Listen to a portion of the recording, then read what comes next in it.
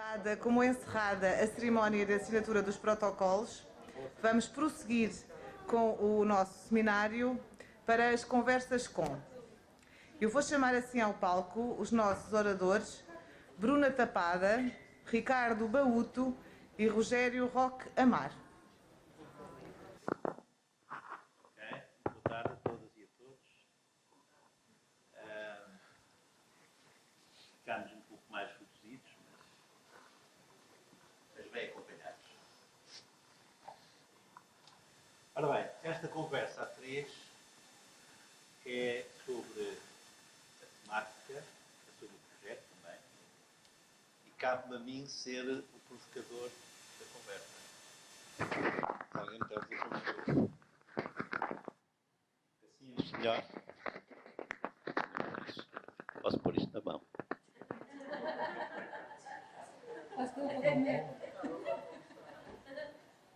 Está bem assim? Tá. Estou habituado a isso. É preciso que ouçam. Assim está melhor. Muito bem. Então, estava eu a dizer que estamos menos, mas estamos bem. E estou a ver aí muitas caras, daquelas caras que eu estou habituado a estar mais de perto, portanto, isso é sempre muito confortável. E estava a dizer que esta conversa vai ser sobre a temática, uma conversa aberta, uma conversa livre, uma conversa solta, sobre a temática e sobre o projeto. Nós vamos dar aqui o pontapé de saída, ou melhor, eu vou dar o pontapé de saída, provocando a minha colega e o meu colega, mas gostaríamos que vocês também desse lado pusessem as questões que entendessem. Bom, dentro do tempo que nós temos, que não é muito, mas será aquele que também vocês mobilizarem das vossas preocupações e das vossas dúvidas e dos vossos comentários, também daquilo que entenderem dizer. Da minha parte, e para começar, eu gostava de trazer aqui algumas preocupações que resultaram das visitas que a Bárbara e eu, a equipa de avaliação, temos feito aos 13 concelhos do Médio Tejo. Estava eu a dizer que gostaria de iniciar a conversa partindo das leituras, das observações, das interrogações que a Bárbara e eu, a equipa de avaliação do projeto, fizemos desde julho até agora aos 13 concelhos do Médio Tejo. Resultaram muitas interrogações, resultaram algumas preocupações, mas também algumas certezas. Bom, as certezas não vão ficar aqui, porque isso não alimenta a conversa, em princípio, tanto, mas as interrogações e as observações, sim, algumas gostava de partilhar convosco. Assim, gostava de perguntar à Bruna e ao Ricardo, mas também vocês também podem responder, isto pode-se alterar tudo, a qualquer momento. Gostava de colocar a seguinte questão. Uma das constatações, que não é uma surpresa, mas não deixa de ser um desafio para o projeto, é que a violência doméstica continua, por razões culturais, sociais, económicas e penso que também políticas, oculta, escondida, disfarçada, não revelada, enfim, como quiserem. Todas as equipas por onde nós andamos nos disseram isso de uma maneira mais enfática ou menos enfática, mas nos disseram isso. Que existem casos, que há atendimentos, que há encaminhamentos, mas que têm a certeza que há muito mais situações do que aquelas que são reveladas. Eu gostava de perguntar à Bruna e ao Ricardo, que têm esta função de acompanhar, do ponto de vista técnico e científico, este projeto, como é que eles aconselham este projeto a tentar contrariar essa situação de ocultação.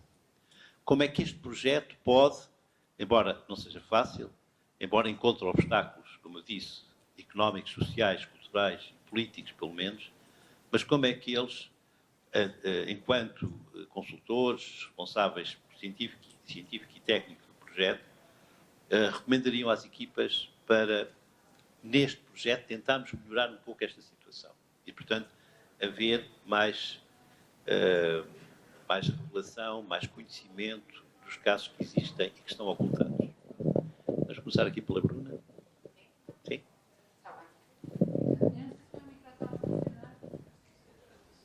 Ok.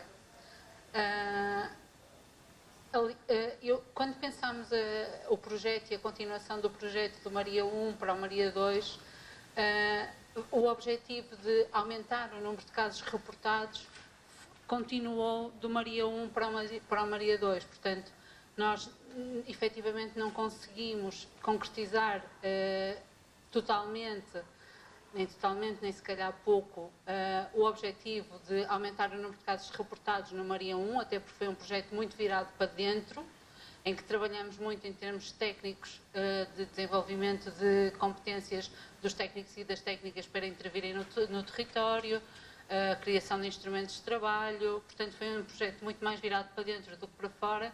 Este Maria 2, agora que as estruturas estão criadas, é um projeto muito mais virado para fora do que para dentro, e eu penso que assim vamos conseguir alcançar melhor o objetivo de existirem mais casos reportados. Eu considero que o facto de existir uma imagem que considero uma imagem forte do projeto, o Maria, o espaço M, a uniformização destes espaços pelos 13 territórios do Conselho, é potenciador da divulgação, e que terão de ser divulgados, evidentemente, mas é potenciador do aumento do número de casos reportados. Penso que também o passo que demos hoje a assinar o protocolo de territorialização e depois a constituição das respectivas redes locais de intervenção na problemática da violência doméstica será outra forma que podemos utilizar para aumentar o número de casos reportados, passando a trabalhar os concelhos, os territórios, muito mais em rede do que têm vindo a trabalhar até agora. E por agora é só o que tenho para dizer. Ricardo. Não sei se o meu está a funcionar, acho que o meu está ok. É? Conseguem ouvir todos? Bem, começar por cumprimentar-vos e agradecer à semelhança do que o chefe Dias dizia há pouco, ao final da manhã, de agradecer a vossa resiliência, tendo em conta que a ordem de trabalho já vai longa e que temos tido aqui a oportunidade de discutir vários aspectos positivos e também os negativos, porque, no fundo, a nossa existência, o nosso motivo de estarmos aqui hoje passa principalmente pelos aspectos negativos que movem as questões relacionadas com a violência doméstica. Entrando aqui diretamente na questão levantada pelo professor Rogério, e entroncando um pouco naquilo que a Bruna estava a dizer também, acho que o primeiro grande passo que este projeto vem trazer, depois de termos passado uma fase embrionária de preparação de tudo, de organização dos gabinetes, de transposição disso para a vertente mais prática, a grande mais-valia é a uniformização. A partir do momento em que nós temos um conjunto de gabinetes, um conjunto de estruturas que trabalham realmente em articulação, com uma supervisão comum, com um princípio de orientador, de acordo com aquilo que são as linhas orientadoras, passa a expressão, a nível nacional e também internacional, faz com que aquilo que já era o trabalho de muitos dos municípios esteja devidamente organizado e ganhe outra visibilidade. Isto é uma grande mais-valia. Depois, temos a outra questão, que é a velha questão para o $1 milhão ou para o $1 milhão, que é se realmente estas questões estão da mesma forma enraizadas dentro dos municípios, dentro deste território, a visibilidade que tem ou que não tem a violência doméstica, o tal impacto que tem junto das famílias ou em cada um de nós. A verdade é que nós sabemos que realmente ela está por aí, que ela existe e que a grande maioria de nós cabe até em algum momento, em esfera da sua vida mais privada, cair no pouco espaço da legitimação ou da minimização ou até, quem sabe, da banalização de determinado tipo de comportamentos. Eles existem, estão enraizados e isso faz com que muitas vezes se permita alimentar aqui um ciclo de violência intrinsecamente psicológica só por si, com os pequenos detalhes e com as pequenas idiosincrasias, como nós brincamos às vezes um pouco na área da psicologia, e que carecem de uma intervenção muito mais primária do que aquilo que nós temos feito até hoje. A grande questão que julgo que terá que nos orientar nos próximos anos, mais do que a intervenção e apenas a intervenção, porque esta é, na realidade, correr no prejuízo, porque depois dos acontecimentos reportados e dos problemas existentes, não temos mais do que tentar colmatar problemas, eles já existem, temos que os resolver, mas é tentar trabalhar um pouco mais atrás. As tais dinâmicas vicariantes, a tal exposição à violência, aquilo que nós sabemos como sendo um fator predisponente e fazendo parte da tal constelação de risco primordial em relação à violência doméstica, em particular, e a violência no geral.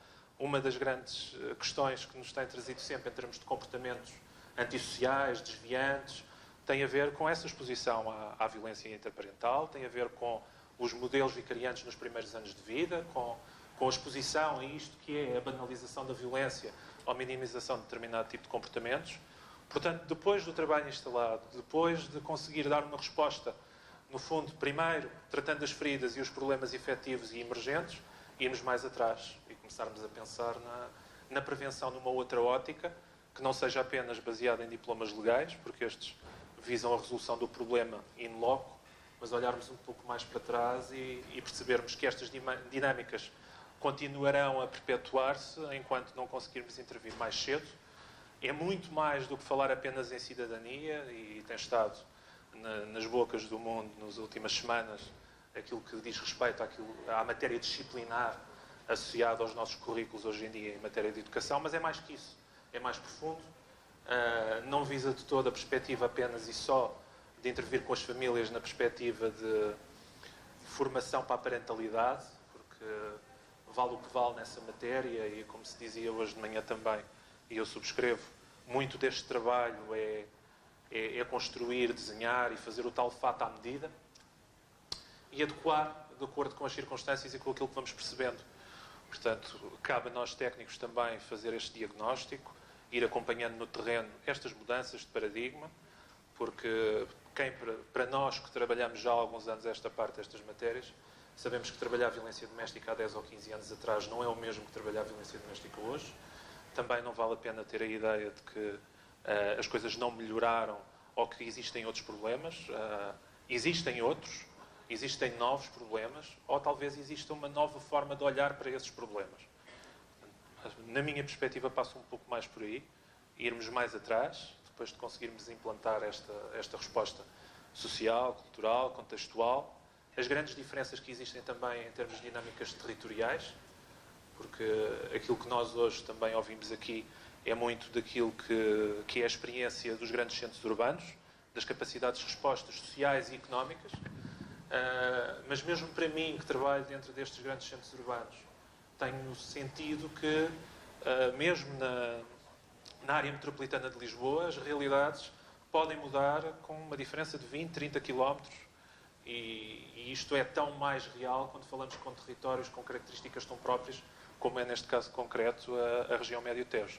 Portanto, há que olhar com algum cuidado para tudo isto, quando queremos replicar novos modelos, novas estruturas, novas capacidades, olhar para nós e não apenas por aquilo que já está feito como sendo o melhor, mas que a realidade é que hoje aqui estamos a construir a nossa própria realidade, as nossas próprias estruturas e a nossa própria capacidade de resposta. Bem, não sei se alguém quer fazer algum comentário, fazer alguma nota a propósito desta questão e das respostas que foram dadas. Se não, tinha aqui uma segunda preocupação.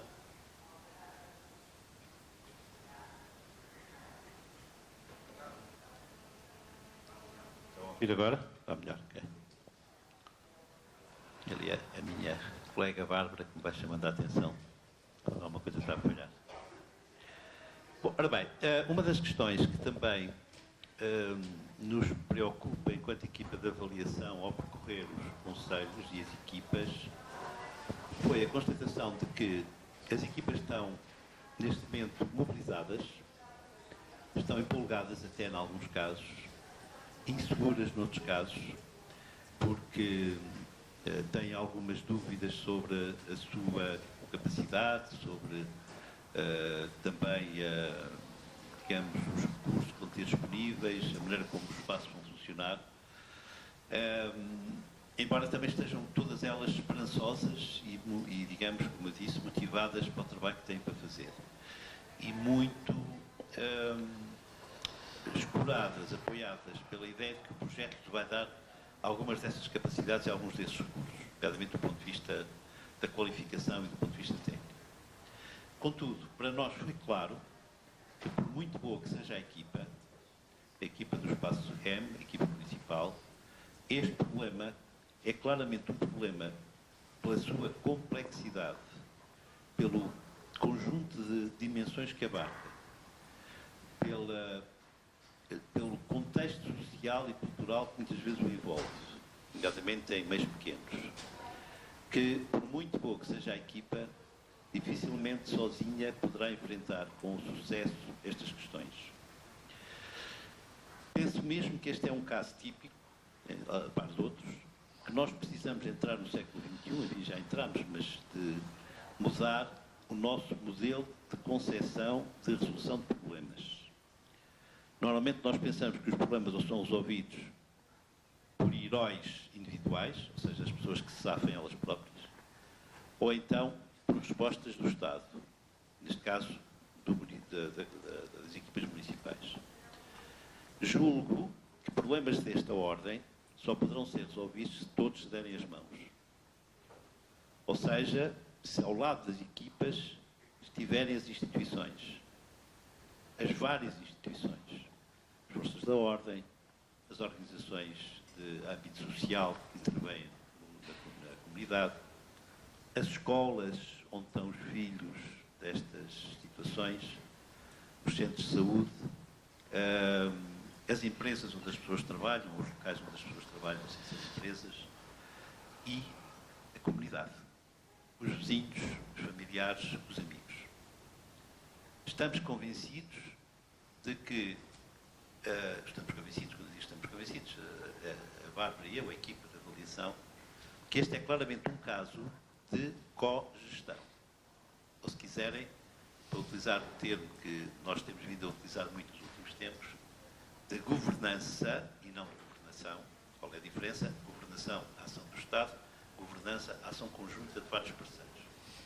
Local, ou seja, tem que ter em conta a proximidade e a situação local. Partilhada, ou seja, envolvendo parceiros, e participativa, envolvendo a comunidade. Vizinhos, familiares, amigos. Gostaria de perguntar à Bruna e ao Ricardo um comentário a isto que acabo de dizer, se concordam com isto, e se acham que este projeto, Maria 2, será capaz de caminhar nesta direção. É evidente que se não concordarem com este modelo, a resposta está dada. O projeto não precisa fazer nada nesta direção. Mas se acharem que sim, por aqui é um caminho, então gostava de vos perguntar o que é que o projeto pode fazer, estando ou não estando previsto nas suas ações, para reforçar esta, eu repito, governança local, partilhada e participativa de um problema complicado, que é o problema da violência doméstica. E complicado por tudo aquilo que ouvimos aqui hoje. Como, no fundo, tirá-lo da única responsabilidade das equipas técnicas e levá-lo para os parceiros, através das redes sociais, por exemplo, e para a comunidade. Se quiserem, de uma maneira mais provocatória, como destecnicizá-lo e democratizá-lo como resolução. Bruna, Ricardo. Eu acho que agora devia ser o Ricardo a começar. Deixa estar, eu acho que se consegue ouvir na mesma. Ok. Obrigado. Bem, a questão, obviamente, é pertinente, até porque decorre daquilo que é a experiência no terreno e daquilo que a equipa, o professor e a Bárbara, tiveram a oportunidade de experienciar junto dos técnicos. Eu já acompanho o projeto. Não? Está ou não? Está? Eu já acompanho o projeto desde o início e muitas destas preocupações, quer na matéria da qualificação e da gestão das redes, da preparação, do alocar os próprios técnicos, de acordo com aquilo que também já são as suas responsabilidades primárias junto das autarquias e dos gabinetes onde pertencem, conseguindo mobilizar tempo para conseguir dar esta resposta, que estando dentro da esfera de matéria social, ocupa e ocupará sempre muito tempo de acordo com aquilo que é uma procura crescente e que se espera crescente dentro dos municípios, com a maior visibilidade deste tipo de gabinete. Portanto, obviamente não somos alheios à possibilidade de existir um número bastante mais significativo de casos de violência doméstica, além daqueles que estão hoje em dia a ser reportados e que são evidentes através não só do relatório anual de segurança interna, mas das informações de cada um dos municípios. Portanto, isto faz com que, obviamente, cada vez mais, existindo restrições ou dificuldades dentro das equipas nestas matérias, alocado ao tempo que têm disponível para trabalhar dentro da violência doméstica, que obrigue a recorrer, eventualmente num futuro muito próximo, a uma cada vez mais musculada articulação em rede. Não vamos querer depositar toda a responsabilidade dentro destes gabinetes a partir do momento em que lhes é dada a especialização ou a competência especializada, mais efetiva na resolução de muitas destas dificuldades ou da procura pela solução destas dificuldades, mas antes ter um ponto de convergência para a discussão mais aprimorada e mais capaz das dificuldades relacionadas com a violência doméstica no concelho. Portanto, este é um primeiro passo em que se espera e que se consiga cada vez mais e melhor dotar estas equipas destas capacidades, mas elas não terão capacidade, no fundo, de se gerir sozinhas, no sentido em que, mais tarde ou mais cedo, precisarão de pensar apenas e não só no que diz respeito à identificação dos casos e encaminhamento, mas também numa resposta posterior, como seja, por exemplo, a intervenção. E a questão da intervenção dentro da área da violência doméstica tem sido, na minha perspectiva pessoal e técnica, o parente pobre. Muito se faz sobre a identificação dos casos, muito se faz sobre o encaminhamento e promoção de muitas das problemáticas associadas à violência doméstica, mas quando procuramos numa solução efetiva para o problema, ela passa por uma resposta legal, uma resposta penal. E não pode ser única e exclusivamente uma resposta desta matéria, até porque sabemos bem que grande parte destas problemáticas poderiam ter uma resolução mais célere se tivessem uma alternativa social mais capaz, mais musculada, e que não se pode estar apenas e só dedicada a uma resposta autárquica, municipal, mas todos os agentes comunitários envolvidos, as entidades de responsabilidade social, civil, comunitária, um bocadinho na ótica colaborativa que se quer e que se pretende cada vez mais capaz e que, a médio e longo prazo, com uma resposta desta natureza, obrigará ao surgimento natural.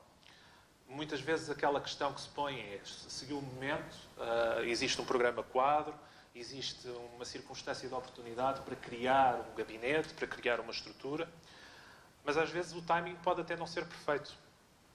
Felizmente, no que diz respeito a estas estruturas, eu acredito que se conseguiu conjugar não só um timing adequado relativamente aos programas quadro e aos apoios comunitários e ao desenvolvimento destas estruturas, mas também por uma união de vontades. A verdade é que os municípios, quando solicitados a colaborar nestas matérias, foram sensíveis e procuraram dar uma resposta tão capaz quanto possível. Obviamente, o fenómeno da violência doméstica não é algo que seja novo e que passe ao lado da preocupação dos municípios e das autarquias, melhor dizendo, mas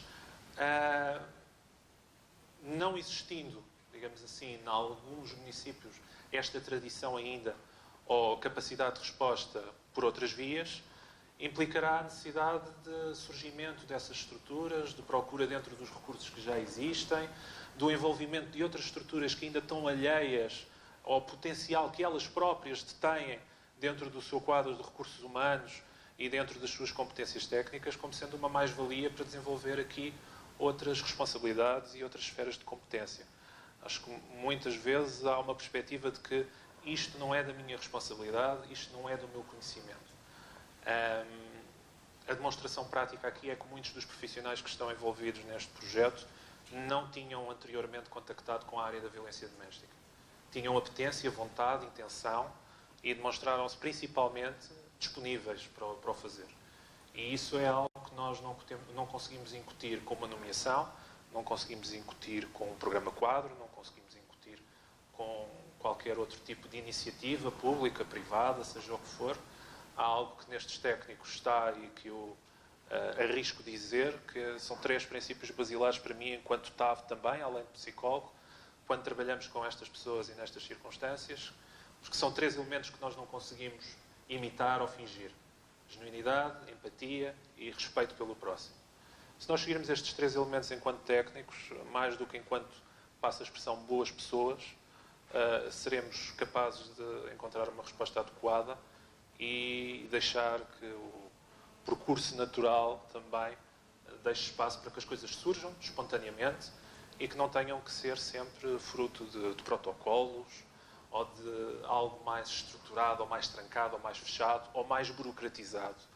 Porque a este nível e por uma procura mais célere da resposta ao problema, eu procuro e entendo que poderá ser sempre uma mais-valia, uma estrutura, sim, hierarquizada, para que saibamos qual é o nosso papel em cada momento, mas tão horizontal quanto possível, para que todos estejamos nas mesmas circunstâncias, com uma resposta mais capaz, mas sabendo qual uma linha de montagem, cada um de nós, o que fazer, em que momento e como nos ativar, digamos assim, à distância de um telefonema, e não há dificuldade e contrariedade associada àquilo que é a gestão de informação, à gestão desses conteúdos, a preocupação que também nos últimos anos nos têm trazido a burocratização associada aos próprios dados, com o RGPD, etc., que nos leva a coisas tão difíceis como aquilo que hoje de manhã se discutia e que nós sentimos na pele, que é quantas vezes é que uma vítima vai ser ouvida nestas circunstâncias.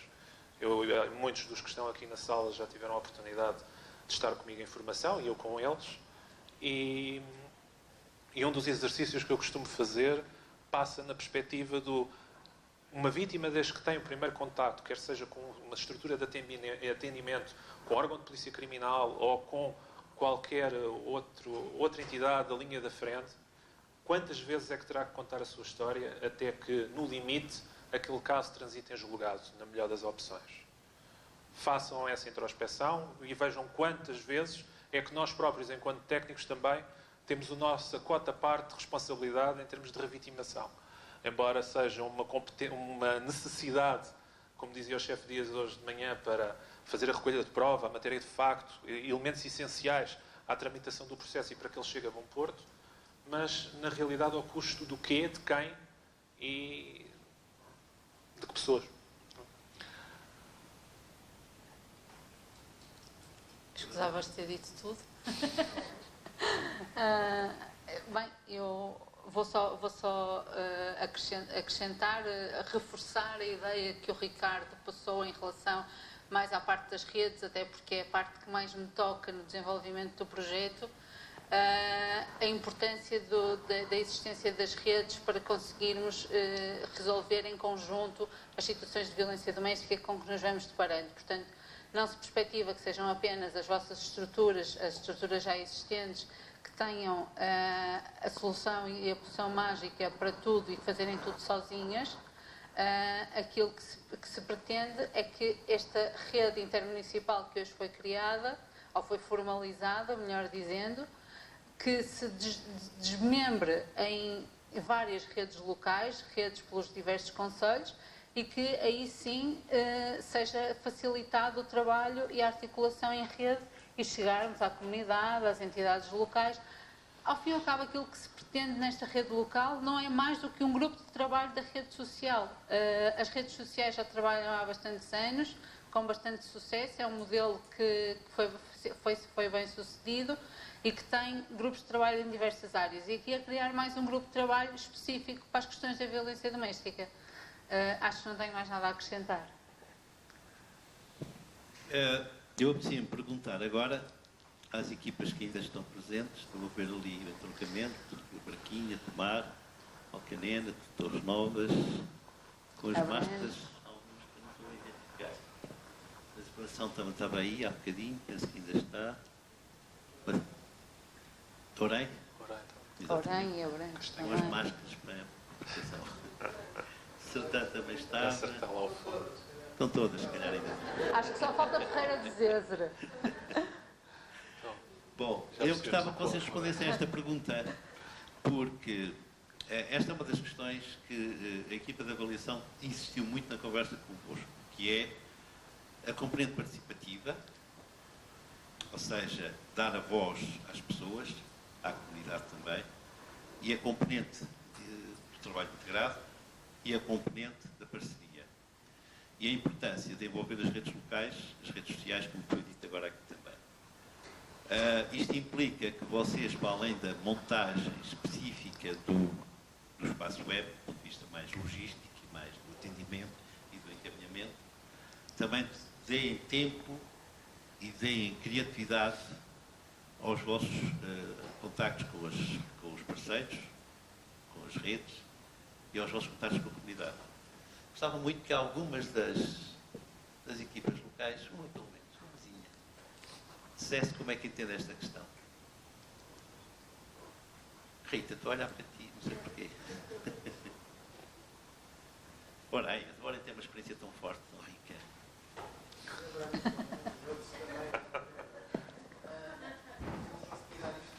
Quero o microfone, hein? Eu acho que consigo. Assim, nós conversámos muito sobre isto, portanto, estes são temas que nós temos abordado bastante. Mas a nossa opinião, falo em nome da nossa equipa do município de Orem, e as nossas dificuldades, fragilidades, se estivermos a falar disso, podemos falar de potencialidades, se quiser, não é? Mas, de qualquer maneira, tem a ver, nós achamos que nós estamos no caminho, a rede é o caminho, e vamos tentar de alguma forma, através da rede, desmantelar as tais tradições que existem. De hoje de manhã falaram-se das capelinhas, que já se fala há uma data de anos das capelinhas para aqui, capelinhas para lá, mas aquilo que nós achamos é que, por exemplo, nós temos, vou-vos dar um exemplo simples, que é de Orem, e não estamos aqui a criticar ninguém. Hoje vi aqui de manhã um excelente exemplo do Espaço Júlia. Espaço Júlia, não sei se é espaço, mas pronto, ok. Mas é Júlia, de certeza, né? Portanto, vi esse excelente exemplo. Nós agora temos o Espaço SEM, mas nós em Orem temos realidades diferentes, é um concelho grande, e temos a GNR, eu vou falar ali das Forças de Segurança, portanto temos a GNR de Orem, a GNR de Fátima e a PSP de Orem. E aquilo que sentimos, isto para falar, estamos aqui a falar de cogestão, foi o que falou o professor Enoco, não foi? Pronto. É que trabalhamos, portanto existe um ponto focal, e eu acho que isto dos pontos focais é uma coisa essencial. Existe um ponto focal na GNR de Orem, que depois não existe em Fátima, nem existe na PSP de Orem. Isso faz uma diferença extraordinária, porque o ponto focal que está na GNR de Orem, e não estou, isto tem a ver com políticas, portanto, das forças de segurança que não nos queremos colocar, não, mas só estamos a falar sobre isto, mas é assim, é uma diferença abismal, porque nota-se perfeitamente a forma como nós comunicamos com a GNR de Orem, a forma, nota-se que as pessoas, o ponto focal tem formação, e o trabalho é de facto muito tranquilo e fácil. Ao contrário, por exemplo, tanto da PSP como, por exemplo, da mesma instituição, da GNR de Fátima, em que as coisas não se passam da mesma forma. E eu acho que o problema tem a ver, e já falámos e conversámos, tem a ver sobre não existir, portanto, uma formação específica, também tem a ver pela forma como trabalham, os turnos e tudo isso, depois vai uma vítima à meia-noite, depois não estará sempre alguém que tenha formação na área, que possa de alguma forma ajudar essa pessoa. Mas de qualquer maneira eu sinto que de facto, isto falando das forças de segurança, mas podemos falar da segurança social, porque existe uma linha que é 144, que depois manda para a primeira linha do atendimento social, e depois a primeira linha do atendimento social às vezes faz acompanhamento e depois não passa para as estruturas, só passa para as estruturas. Depois podemos falar também das escolas, que vê a violência doméstica muito centrada na Comissão de Proteção de Menores. Quer dizer, isto está tudo ainda num caminho muito em aberto. Eu não estou a dizer que nós estamos mal, não, estamos a caminhar e estamos a caminhar bem, e acho que as redes, este tipo de rede é necessária. Mas, de facto, quando falamos em cogestão, e também para falar, e falámos sobre isso, professor, sobre a saúde, a questão da saúde, que tem uma equipa específica, que nós ainda não conseguimos compreender se é uma equipa que também dá apoio social, ou se só cura feridas, ou, portanto, ou se só dá vacinas, ou se nós não é isto que eu acho que falta, é cada um ter, de facto, definido a sua prática, definido o que é que nós fazemos, o que é que cada instituição faz, porque e as instituições que ainda não têm formação, ou até porque eu já vi a PSP em vários sítios com uma formação e com técnicos muito afincados e com um excelente trabalho, como vimos hoje de manhã, e depois existem noutros territórios uma coisa completamente dispara, e portanto somos um país pequeno, mas trabalhamos a 3, 4, 5, 6, 7, 8, 9 velocidades. Nós estamos a começar a trabalhar bem, acho eu, estamos todos num bom princípio, e com essa equipa também estamos a andar bem, mas falta de facto esta rede, e acho que o próximo caminho é esta rede, é tentar de alguma forma. E a cogestão, acho que quando o professor diz da questão das retirar a técnica, não é? Que eu não consigo dizer a palavra agora como você disse, mas de qualquer maneira, retirar a técnica, não sei se concordo consigo, se me permite discordar consigo.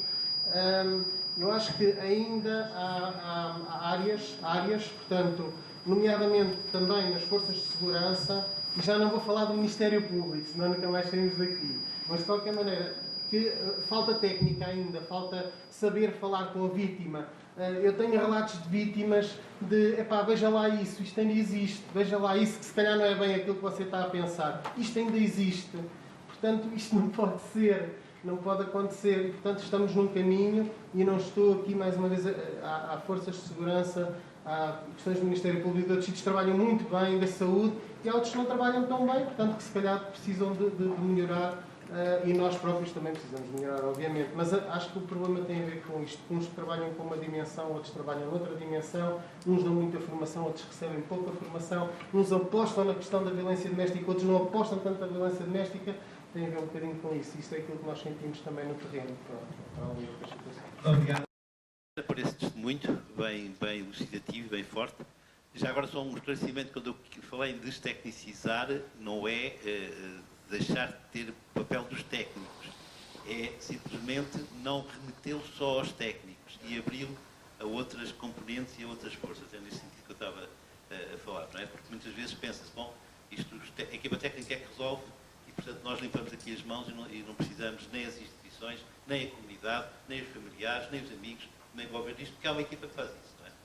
Bom, eu peço imensa desculpa, realmente com as marcas, agora já reconheci Abrantes, já reconheci Sertão ao fundo, já reconheci, com Torres Novas já tinha reconhecido, porém, de facto, estava ali e estão todos, não é? Menos Ferreira de Zezé que não vejo, de facto. Professor Rogério. Professor Rogério. Vila de Rei também, etc. Sardual. Ora bem, surgiu-me agora aqui uma questão. Desculpe interrompê-lo. Se calhar eu gostava só de tocar aqui um ponto. Força. Já uma conversa aberta. Com o António, porque isto que a rede neste momento e que este conjunto de estruturas está a sentir, eu senti há 10, 11 anos atrás, quando comecei a trabalhar estas questões. Como eu já tive a oportunidade de partilhar com muitos de vocês, a minha história dentro da violência doméstica tem a ver um pouco com o surgimento da tal lei 112 de 2009, 16 de setembro, que configurava a hipótese ou a necessidade de criação de estruturas junto dos órgãos de polícia criminal ou dos departamentos de investigação e ação penal, os apelidados então GIAVs, Gabinetes de Informação e Atendimento à Vítima, que na realidade não se vieram a materializar até há pouco tempo, com designações diferentes e um bocadinho consequência da reestruturação do próprio sistema em alguns pontos piloto com as apelidadas SAVE. Mas aquilo que nós sentimos muito naquela altura foi que todas as estruturas que estavam de alguma forma envolvidas tinham sentido, até àquele momento, necessidade de construir as suas próprias respostas. Porque havia um vazio. Embora existisse uma resposta legal, existissem diplomas e linhas orientadoras, nada era realmente materializado no terreno. Portanto, cada um de nós construía a sua própria ficha de avaliação de risco, tinha as suas guidelines, tinha todas elas, não pondo em causa aquilo que é a sua especificidade técnica, a sua qualidade, porque todas elas o tinham, mas, em alguns casos, não estavam alinhados porque não espelhavam a mesma realidade e não falavam a mesma linguagem. Neste momento, este grupo de trabalho tem uma vantagem em relação a esse período, que é hoje nós olhamos para as coisas e para o material que está a ser distribuído. Existem realmente linhas orientadoras específicas, materiais comuns a todos estes grupos, e temos a sorte de poder estar a trabalhar, mesmo que não exista uma rede concertada em termos de parceiros de cada município já firmado, existem já estas redes firmadas entre nós, enquanto estruturas de apoio à vítima. Mas muitas dessas dificuldades eu senti e continuo a sentir, e muito daquilo que tu também estavas a dizer há pouco, das dificuldades que os próprios elementos das forças de segurança até têm no terreno, que não tem a ver com aquilo que é a sua formação de base, que a própria Escola Prática de Polícia ou a Escola Prática da Guarda tenta já cada vez mais incluir nos seus currículos, mas obviamente temos que olhar para o efetivo de elementos que estão no terreno há 20, 30, 40 anos, porque a realidade é que temos forças de segurança envelhecidas, que na sua grande maioria estará na casa dos 40, 50 anos e que não tiveram a oportunidade de ter esta revalidação da formação. Embora exista um esforço por parte da Secretaria-Geral do MAI, e o António Castanho tem sido um dos elementos que, além de fazer parte da equipa retrospectiva, de homicídios em violência doméstica tem também estado na linha da frente na formação da avaliação de risco, que é um elemento fulcral para também nós podermos trabalhar. Mas estas dificuldades, e isto talvez para apaziguar também um bocadinho esse sentimento, estas dificuldades que vocês hoje sentem dentro desta rede e dentro deste território, é algo com que nós, a região metropolitana de Lisboa, vive numa forma até mais rica e contrária. Significa que se deste lado vocês em muitos casos sentem falta de estruturas, falta de unidades, falta de formação, em Lisboa, naquela região, há excesso. E correndo muitas vezes de não se perceber qual é que é a estrutura que deveria ter responsabilidade para trabalhar estas matérias. Também é excesso. Porque há muitas estruturas e aqui colocando uma vez um bocadinho de claro, é tocado ali o seu jeito prende e eu estou com um bocado a receio de estar aqui de falar. Nós vamos ser identificados pelo ajuntamento. Mas é assim, de qualquer maneira, eu já vi e a GNR de facto tem excelentes exemplos, por isto aqui dando aqui aquela parte para ver se não acontece nada. Mas é verdade, trabalhamos muito bem com a GNR, mas depois existem, eu te falo, uma coisa é as forças de segurança, mas tem uma especificidade diferente. É diferente. Aí eu acho, na nossa realidade, existem três instituições que são diferentes, não é? Mas são iguais, mas trabalham de maneira diferente. Trabalham, têm falta de formação, alguns deles têm muita formação, e, portanto, isso dá para nós percebermos e trabalhar com uma GNR que tem formação e é realmente um caminho muito claro e em que as coisas se resolvem e isso realmente faz um trabalho excelente. Quando não existe essa formação, é um entrave muito grande, muito grande. Isto é uma coisa. Outra coisa é quando falamos em várias instituições a fazer a mesma coisa que aqui também acontece. Aqui, eu estou a falar em Orem, mas eu penso também que os nossos colegas também podem ter segurança, que é haver, por exemplo, a questão da segurança social, da primeira linha de intervenção da segurança social. Depois existem muitos projetos de inovação social que estão a aparecer por aí também, que apareceram, muitos deles com excelente mérito, atenção.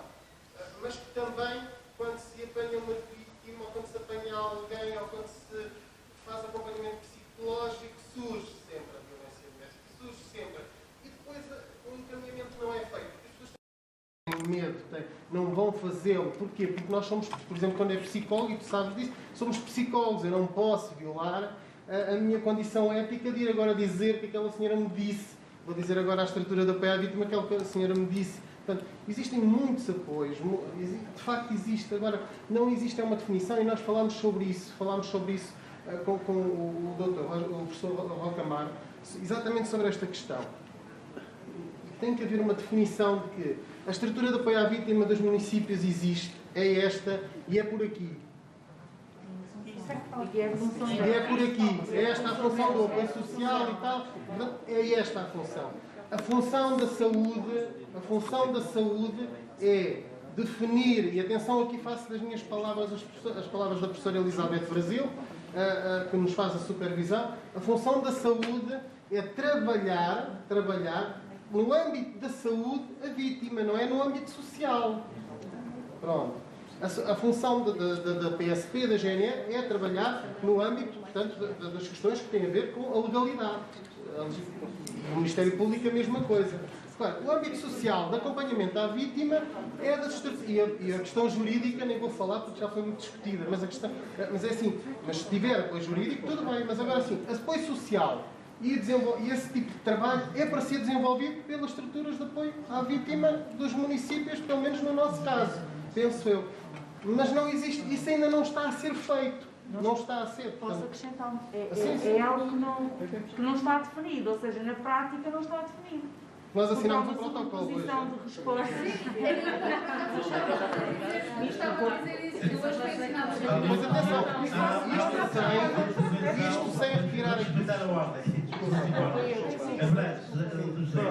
Eu posso falar do caso de Abrantes, que eu acho que isto é um caminho que se vai fazendo. Claro, Agora falo sim, muito claro, disto, estamos a iniciar esse caminho. Até Abrantes já temos a rede instituída há 9 anos, já estamos noutra fase, nós temos a rede formalmente constituída. ter dos nossos parceiros.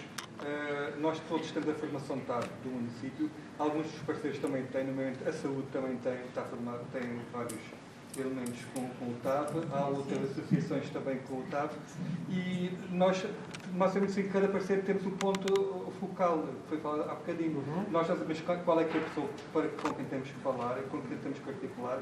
Nós reunimos periodicamente os parceiros todos, pelo menos uma vez por trimestre, nós reunimos todos, não para discutir casos, mas para delinear estratégias, para falarmos, para nos conhecermos e para afinar os procedimentos. Portanto, nós já fizeram esse caminho? Já fizemos esse caminho. E esse caminho vai-se fazendo com o tempo, com a prática.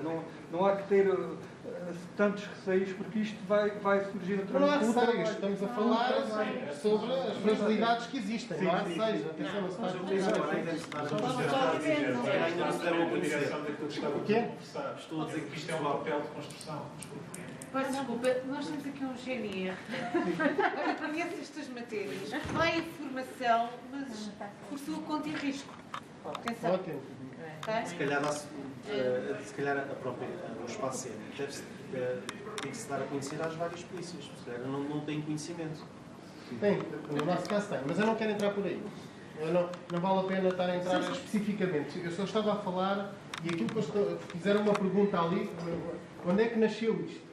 Foi uma pergunta, uma questão sobre fragilidades e sobre a gestão. Portanto, nós estamos a fazer um caminho, claro, eu concordo plenamente com o Abrantes, e sem querer colocar, nós comunicamos, atenção, comunicamos e, como eu já disse, há forças que estão preparadas, já vi excelentes exemplos, hoje de manhã vimos um exemplo espetacular, não é? E, portanto, mesmo em Aranha existem excelentes exemplos, mas há coisas que temos que melhorar e esta rede vai nos permitir isso. Nós temos um manual de procedimentos do Ministério Público, da Comarca de Santarém, em que temos um modelo de sinalização que é só com a autorização da vítima. Por si mesmo é que muitas das sinalizações não chegam aos espaços, porque sem a autorização da vítima não sinalizamos. Claro, mas eu também, se perguntarmos à vítima, se nós conseguirmos, é assim, se nós conseguirmos fazer uma coisa que é, olha, você quer ser encaminhada para ali? Não. Pronto, é por aqui o caminho, por isso é que é preciso formação e trabalho. E atenção, mais uma vez não estou a criticar. É questão da forma da abordagem que é importante, daí a formação. Claro, não é isso, perguntarmos diretamente. Eu percebo o António. Este debate agora vou continuar esta questão. E agora já estou a devolver que é uma das constatações que também fizemos pelos 13 conselhos, não foi uma novidade, já o sabíamos, mas reforçou-se com novos elementos de leitura e de observação essa constatação. É que realmente há nestes 3 conselhos uma grande diversidade de situações. Dimensão, problemáticas, condições já instaladas, experiências, etc. O que faz com que haja, digamos assim, tenha que haver no projeto flexibilidade de aplicação daquilo que o projeto prevê, na nossa opinião, enquanto avaliadores. Nomeadamente, se calhar, determinadas normas que o regulamento prevê para o espaço web não podem ser aplicadas em todos os concelhos. Não faz sentido, em alguns concelhos, serem aplicadas tal e qual. Não há condições para que em determinados concelhos haja uma equipa a 100% para isto, ou que haja um coordenador que seja diferente da equipa. O que significa aqui uma grande capacidade de flexibilização na aplicação do projeto. Bom, não sei se foi por acaso, penso que não, que os 2 concelhos que mais falaram aqui foram dois grandes concelhos que já têm experiência deste processo. Os concelhos mais pequeninos estiveram calados. Enfim, foram falando em primeiro, mas não fizeram intervenção. E, portanto, eu gostava de saber sobre isto a opinião vossa, da Bruna e do Ricardo. Ou seja, até que ponto é que vocês acham que vai ser possível ter flexibilidade suficiente neste projeto para adequar a cada concelho aquilo que o projeto prevê e a estrutura do espaço web àquilo que são as condições desse concelho, àquilo que são o seu contexto e àquilo que são os seus recursos, àquilo que é mais possível de aplicar. E se, em alguns casos, a cooperação entre concelhos de proximidade pequenos não poderia ser uma solução. Ok. Bem, falando muito em concreto nas atividades que o projeto tem previsto desenvolver, eu penso que a supervisão técnica que é assegurada pela doutora Elizabeth Brasil a todos os municípios da região do Médio Tejo, já de si é um garante.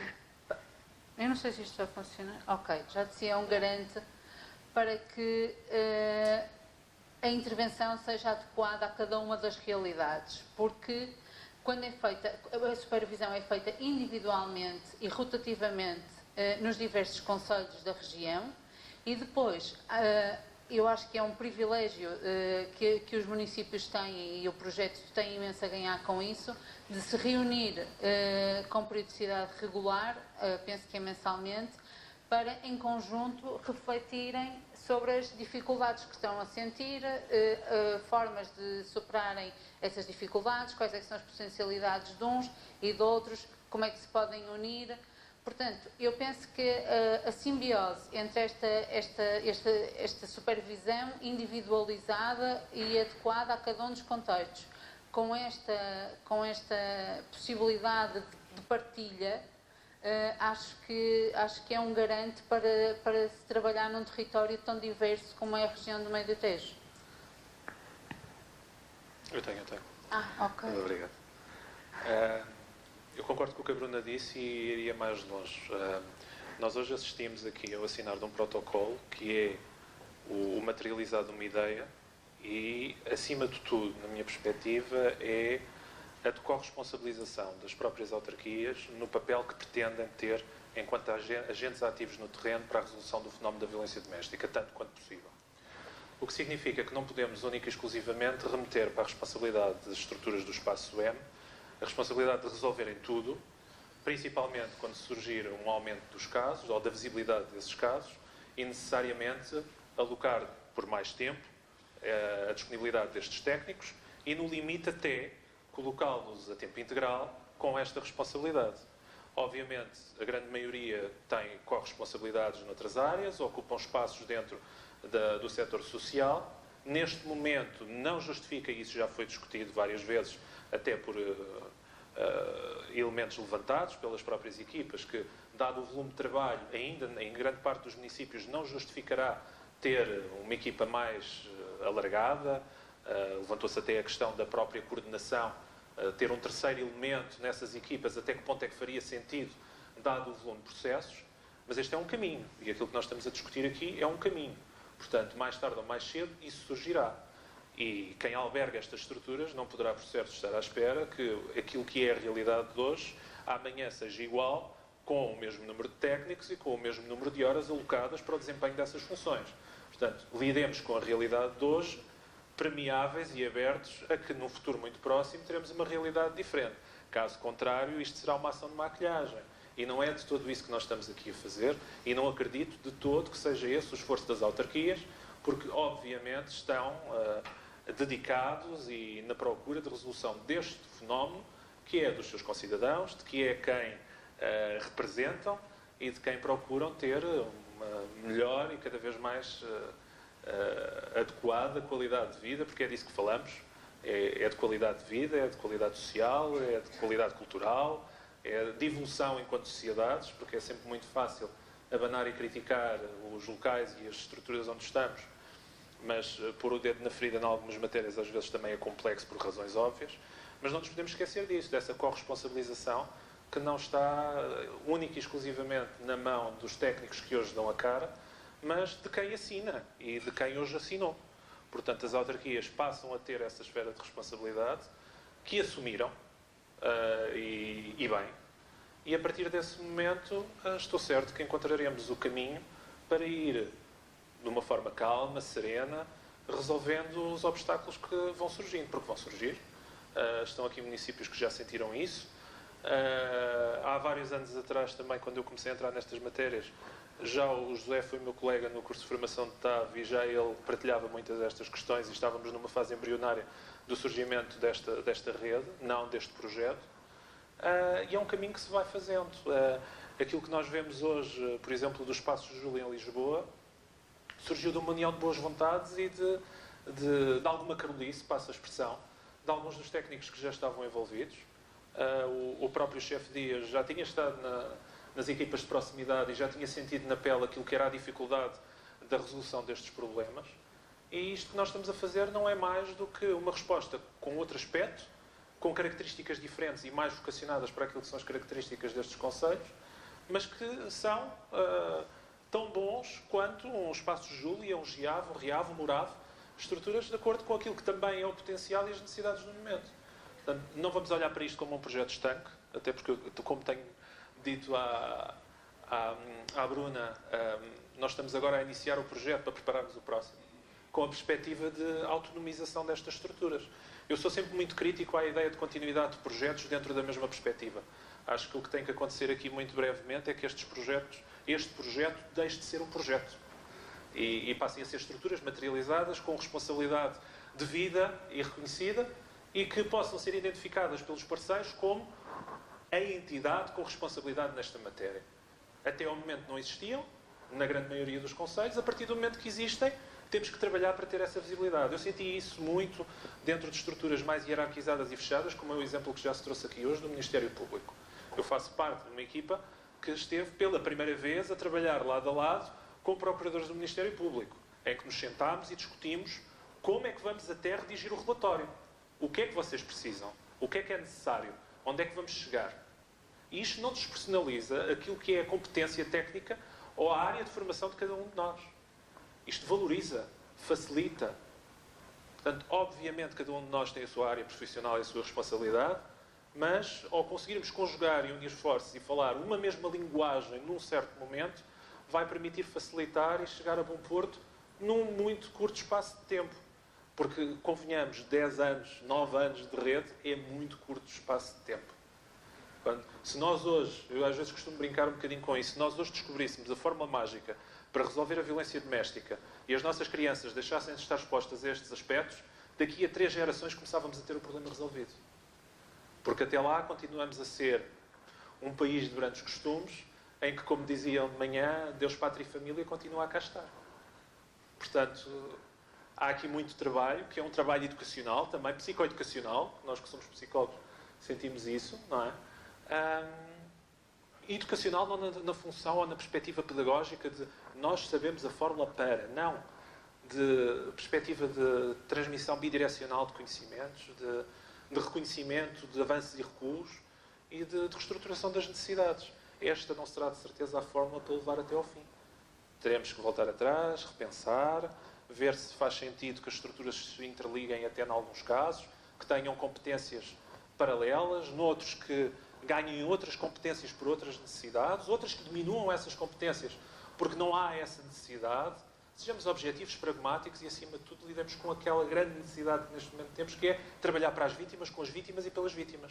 E não pelas estruturas, ou pelas entidades, ou pelas autarquias, pelas pessoas, por pessoas. Bem, esta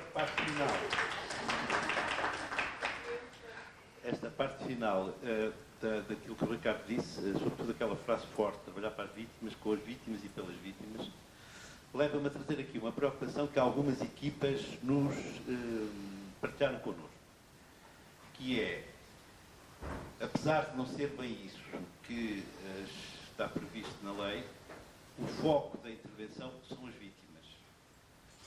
O que faz com que, para o bem e para o mal, elas é que estejam sempre no centro das atenções. Inclusive, são elas que têm que sair de casa, são elas que muitas vezes têm que perder o emprego, são elas que muitas vezes têm que levar os filhos e tirá-los das escolas, perder as suas relações sociais, etc. E o agressor fica no sítio onde está. Mas, por outro lado, uma visão integrada das coisas leva a pensar que, se calhar, precisávamos também trabalhar o agressor. O que é muito complicado.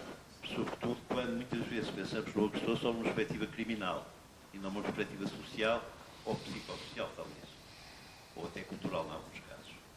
Eu pergunto, mais uma vez, à Bruna e ao Ricardo, e a vocês também, até porque foram alguns de vocês que colocaram esta questão, se haverá, apesar de tudo, alguma margem de criatividade para, neste projeto, embora isso não esteja previsto, tentar ousar ir um bocadinho mais longe do que aquilo que se está a fazer, que é o foco, que é da vítima, percebe porque é que está a sofrer, embora também possa haver outro tipo de sofrimento do outro lado, mas eu gostava de saber se por aqui haveria alguma margem de trabalho nesta matéria, tentasse ir para além daquilo que é habitual. Tanto mais que, na maior parte dos casos, como também as equipas nos disseram, na maior parte dos casos, a vítima volta quase sempre para casa. E, portanto, acaba por haver aqui, ia chamar de insucesso, mas se calhar é demasiado forte, mas pelo menos alguma pena de que não se dê completamente a volta. O que não quer dizer que o regressar a casa não possa ser a resolução do caso. No caso até pode ser. Mas isto é muito complexo. Gostava de saber a vossa opinião sobre esta questão da vítima, do agressor, como é trabalhar estas questões. Bem, eu vou passar esta resposta ao Ricardo apenas, então deixa estar o microfone que eu tenho. Como tem questões, pode envolver eventualmente questões legais, e eu não estou tanto dentro dessa área, acho que é preferível ser tu a responder. Ok. Como muitos de vós sabem, eu tenho a possibilidade, chamemos assim, de ter acesso aqui às diferentes fases do processo e do contacto dos diferentes intervenientes nas suas diferentes esferas. Não advogo da ideia dos feios porcos e maus, avalio arguidos, agressores, denunciados nas mesmas circunstâncias que avalio vítimas, denunciantes, e aquilo que eu vou conseguindo observar e que já tive a oportunidade também neste espaço de dizer, é que sinto que a intervenção fica muito aquém daquilo que nós poderíamos fazer, e isto tem também pouco a ver com a visibilidade, que é obviamente indispensável e necessária, e às vezes até curta, no que diz respeito ao trabalho com as vítimas, porque sabemos que também mesmo a esse nível falha, mas quando vemos os recursos relativos à intervenção com agressores, eles são quase inexistentes ou incipientes. Nós temos, dentro da Direção-Geral de Reinserção e Serviços Prisionais, um programa ativo de intervenção com agressores de violência doméstica, que é conhecido como PAVD, que tem vindo a ser desenvolvido e acentuado em termos de qualidade nos últimos 10 anos, diria, desenvolvido inicialmente na região de Coimbra, salvo erro, em parte pela equipa do professor Daniel Rijo, da Universidade de Coimbra, e que tem provas dadas e resultados efetivos, mas surge logo de uma grande dificuldade, que é só fazer a intervenção com agressores que são avaliados como tendo um nível de risco baixo ou moderado. Obviamente, levanta-nos aqui a questão que é, e o que fazer com os de risco elevado? Acho que seria um desafio imenso e que neste momento não suporta a capacidade das próprias estruturas, até porque não nos podemos esquecer que uma intervenção desta natureza, embora às vezes haja necessidade de colmatar questões relacionadas com os aspectos sociais, económicos, financeiros, grande parte das problemáticas inerentes à intervenção com agressores tem a ver com a sua estrutura psicológica, estrutura de personalidade, e isto, sendo um ato psicológico, é de matéria de intervenção para os psis. E isto não significa que as equipas, sendo multidisciplinares, tenham, na sua grande maioria, integrados psicólogos, porque não vejo como necessidade, nem pouco mais ou menos, que as equipas staff tenham que ter um psicólogo. Pode ser considerado uma mais-valia, em algumas matérias, mas estamos a falar aqui de intervenção ou de trabalho com vítimas de violência doméstica, não de todo avaliação psicológica ou intervenção psicológica. Mas nesta esfera, sim, e aqui estamos a falar do domínio, em alguns casos da psicopatologia, na grande maioria dos casos de perturbação de personalidade, e alguns deles com traços antissociais bastante vincados. Não confundamos com aquilo que Hollywood nos vendeu, dos psicopatas e afins. Estamos a falar de comportamentos antissociais, com características muito próprias, com déficits de empatia, com baixa tolerância à frustração, com elevada impulsividade, baixo autocontrole, aquelas que são as características subejamente conhecidas destes indivíduos. E isto carece de uma intervenção psicológica, psiquiátrica no limite em algumas matérias, mas essencialmente psicológica. Portanto, acho que é aqui que entra a tal rede. E é aqui que a própria saúde também poderá, tendo essas capacidades, dar uma resposta diferenciada. Contudo, não confundamos aquilo que é uma intervenção de matriz clínica com uma intervenção forense. E isto também toca à questão forense. Portanto, é preciso também olhar para estas matérias com alguma calma. A intervenção, sim, é essencial, mas não vamos correr o mesmo risco de fazer o mesmo que já se fez noutras matérias, que é com a urgência de se trabalhar, esquecem-se alguns pormenores importantes e pelo meio está toda a gente a fazer não sabe bem o quê. Portanto, mesmo a este nível é preciso olhar com alguma calma, mas sim, pensarmos nisso. Porque mesmo quando nós tentamos propor algum projeto ou olhar para algum tipo de recurso financeiro associado à intervenção com agressores, porque convenhamos e sendo pragmáticos, este trabalho custa dinheiro, principalmente se estivermos a olhar para indivíduos que precisam de uma intervenção individualizada.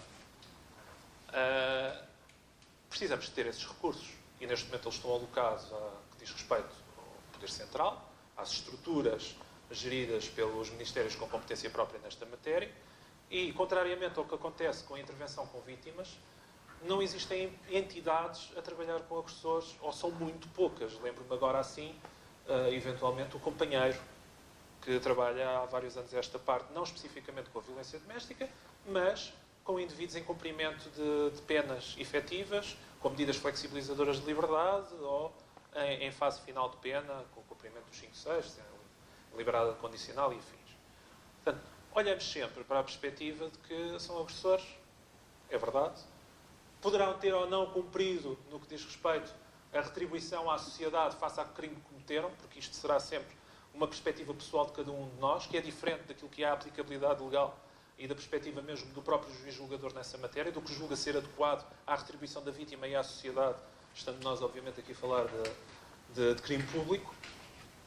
Mas, para todos os efeitos, há que olhar para ele como um potencial agressor no futuro. Porque se há coisa que não se muda sozinha, é a personalidade. E estas questões continuarão a estar presentes. Portanto, ao não trabalharmos um agressor, é permitir que surja um novo conjunto de vítimas. Portanto, olhar não só para as vítimas, obviamente, são a nossa preocupação primária, urgente, efetiva nestas matérias, mas se queremos resolver problemas, não podemos só curar as feridas. Temos que ir ao basilis da questão, temos que ir mais fundo e trabalhar com agressores aqui, não sendo, neste momento, julgo eu, uma resposta que tenha que surgir destes gabinetes, até porque sentiria aqui alguma incompatibilidade naquilo que seria a articulação entre o trabalho com as vítimas e a presença dos agressores em espaços congêneres, mesmo que não fossem o mesmo espaço físico, mas há que ter presente a necessidade de intervir com eles. Portanto, olhar para as estruturas parceiras, potenciar e desenvolver essas capacidades, e isto nem carece de necessidade de uma estrutura por cada município. No limite, uma resposta dentro de 2, 3 municípios, ou junto de outras entidades que já possam ajudar a dotar e capacitar outros técnicos na ação social ou noutras para estes cuidados e para a intervenção com estes sujeitos, que é indispensável. Muito bem. Eu penso que vamos encaminhar para o fim. Eu tinha aqui mais um pedido de comentário que gostaria que fizessem. Numa espécie de ensaio de tipologia de fatores para um sucesso nesta matéria, eu arrisco-me aqui a inventariar de improviso 7 fatores. E gostava que vocês comentassem se não é se concordam. Qual destes fatores é que consideram os mais importantes? E gostaria que esta questão também fosse respondida ali pelas equipas que estão ali daquele lado. A ordem não interessa, foi a ordem que foi substituída. Não é necessariamente a ordem de importância. Condições logísticas de atendimento e de encaminhamento. Primeiro. Segundo, qualificação, motivação e interdisciplinaridade das equipas. Ou seja, portanto, a qualidade das equipas que fazem esse atendimento e esse encaminhamento. Terceiro, envolvimento de parceiros a todos os níveis necessários. Quarto fator, envolvimento da comunidade. Aqui estamos a falar, como disse há pouco, dos vizinhos, dos familiares, dos amigos, das coletividades locais, das associações, etc. Envolvimento da comunidade. Quinto, estratégias de prevenção continuadas e que sejam o mais abrangente possíveis em escalões etários e em transversalidade de grupos sociais e género.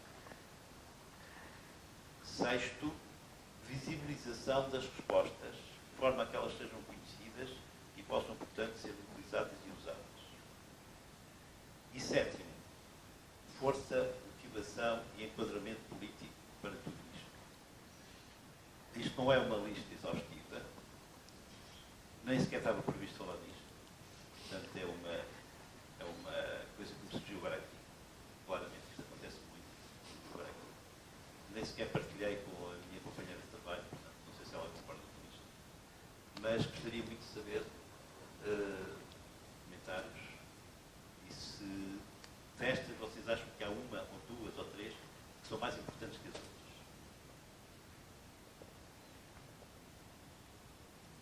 Posso começar? Eu vou-me focar em 2 pontos, o da qualificação de profissionais e o da prevenção alargada a diversas faixas etárias e a ambos os sexos. Penso que era assim que o professor dizia.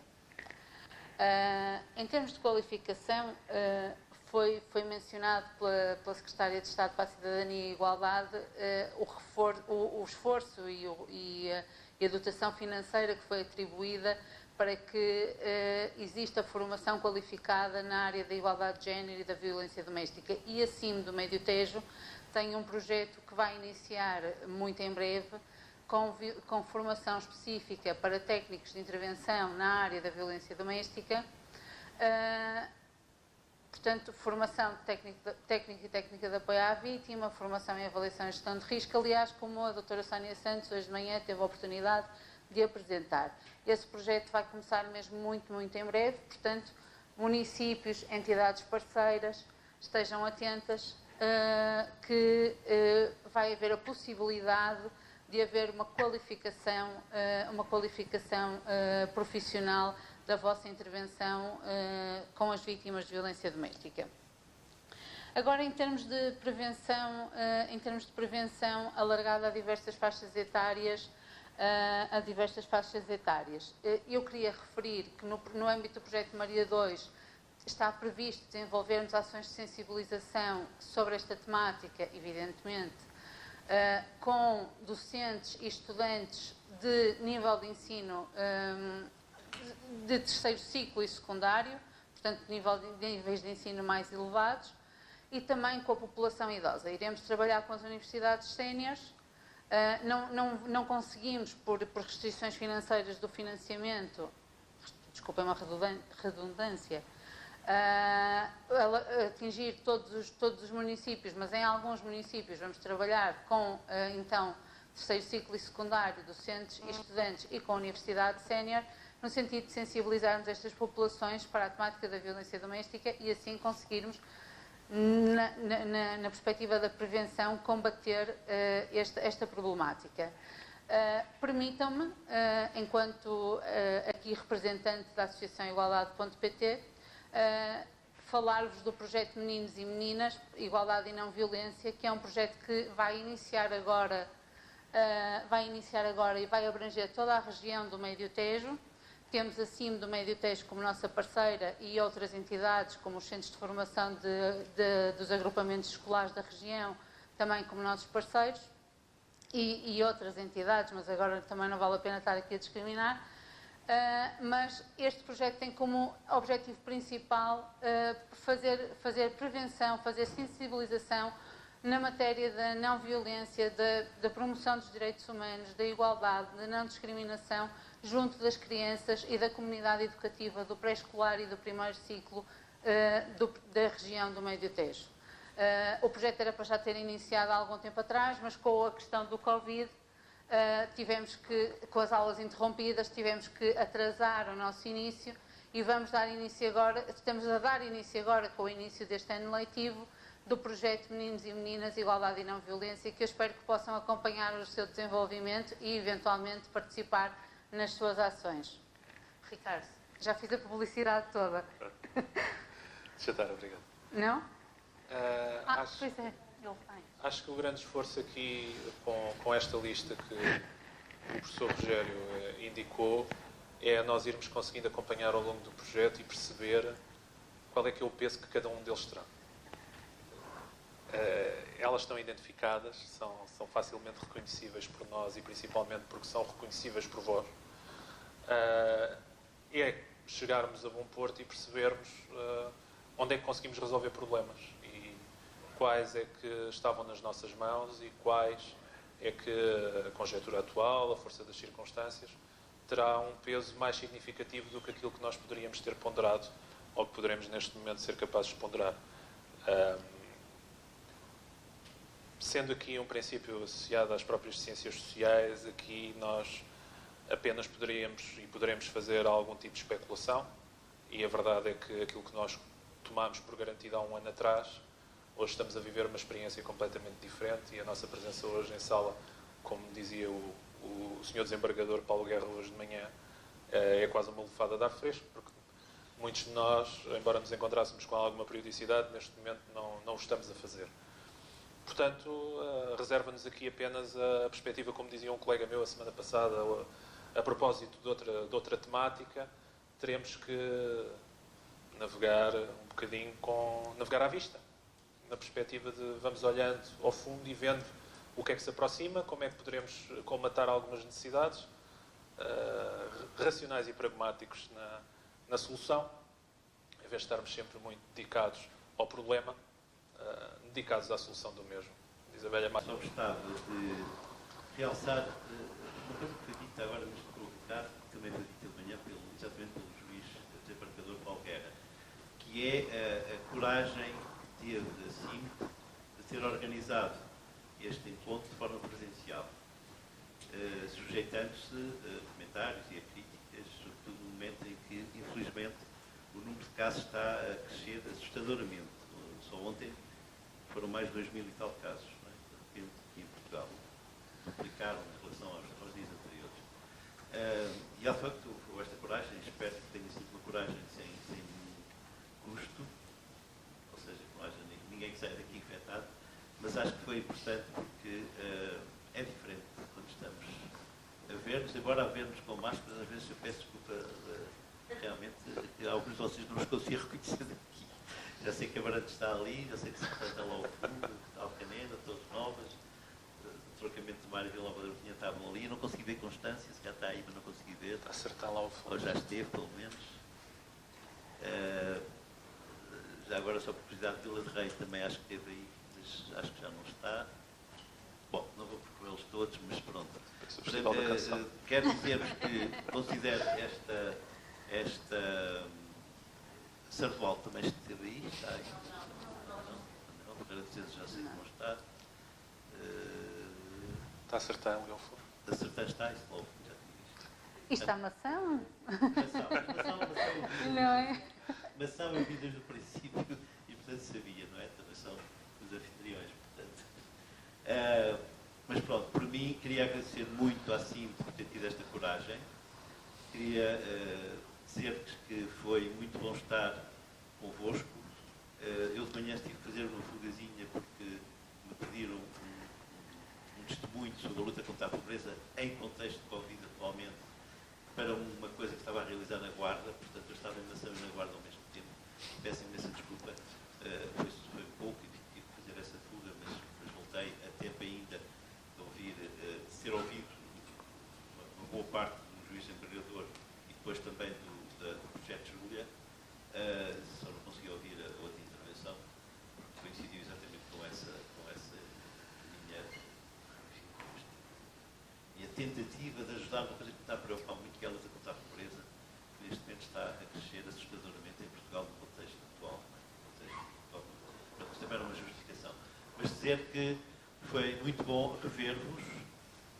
Nós, a Bárbara e eu, fizemos esta volta pelos conselhos sempre presencialmente e fomos sempre muito bem acolhidos. Queria também realçar isso, em todos os sítios, os 13 conselhos, e foi muito bom estar convosco, conversar convosco, ouvir-vos, observar as vossas preocupações, propor-vos o nosso modelo de avaliação, que é muito exigente, mas que tem a ver com a necessidade de melhorarmos a qualidade daquilo que fazemos. E queria agradecer ao Ricardo e à Bruna por estas respostas, por esta reflexão que partilharam aqui connosco e também, enfim, ao António e ao José por terem também feito intervenções deste lado e terem enriquecido aquilo que vinha daqui deste lado. Portanto, não sei se a equipa da CIM, a Sónia e a Paula querem dizer alguma coisa para fechar isto. Eu, pela minha parte, muito obrigado. Um grande abraço.